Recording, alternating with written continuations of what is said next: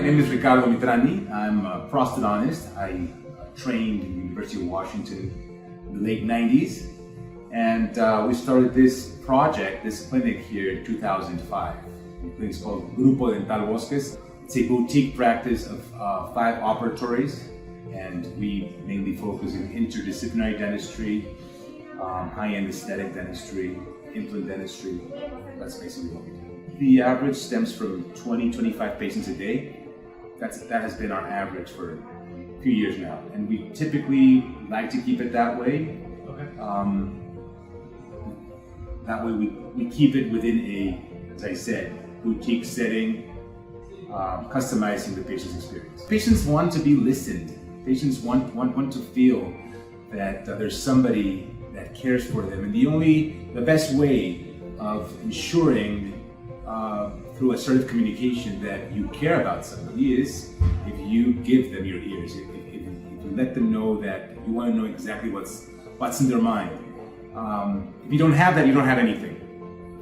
But if you have a good communication with them, then you can aspire for them to listen back and for them to hear what is your philosophy of work, what is your opinion regarding what will be the best therapy for them. The epidemics of HIV truly changed the way we operate in dentistry.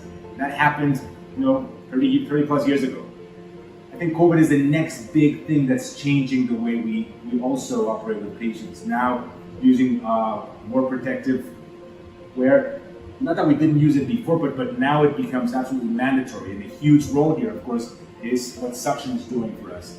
Trying to mitigate, or at least minimize as much as possible, aerosols, which do happen to be a concern both for the clinician, but also for the patient. And so keeping all the air system as clean as possible and having a powerful suction does provide the patient a comfort level and does provide the clinician a comfort level that I believe is here to stay. So when you're working clinically, you want to work, with whatever allows you to perform, in an efficient manner, protecting the patient, but also having a seamless operation in which everybody involved in the practice is happy with, with the performance of everything that's happening at the same time. It's interesting to see that in a dental environment, there's so many nuances, so many different things happening that they become behind the scenes for the patient, but they become so critical for us on a day-to-day basis. So you want to work with clean air,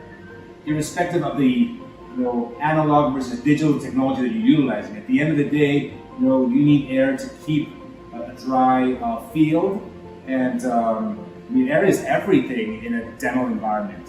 It's everything in a whether you're making intraoral scanning, whether you're making analog impressions, whether you're doing any type of procedure, you want to make sure that you have as clean air as possible. I don't think you can practice high-end dentistry without considering both. You have to keep the highest quality of air, being that a lot of the procedures that we do is still air-driven, and suction, central suction plays a fundamental role also in keeping this in the healthiest, the most how should I say confined and secure for the patient. From inception, when we designed the clinic, our good friends from Dentadec helped us with mapping out and planning out the space. As you know, this is fundamental. Part of the project was to incorporate a seamless experience for the patient. And so, as I said, our friends from Dentadec provide us a very interesting project, including the utility room and what will be the best approach to keep everything.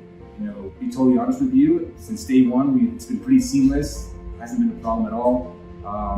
We don't struggle with it at all. So we're incredibly happy with what Air Techniques has done for us since the day we opened this office in 2005.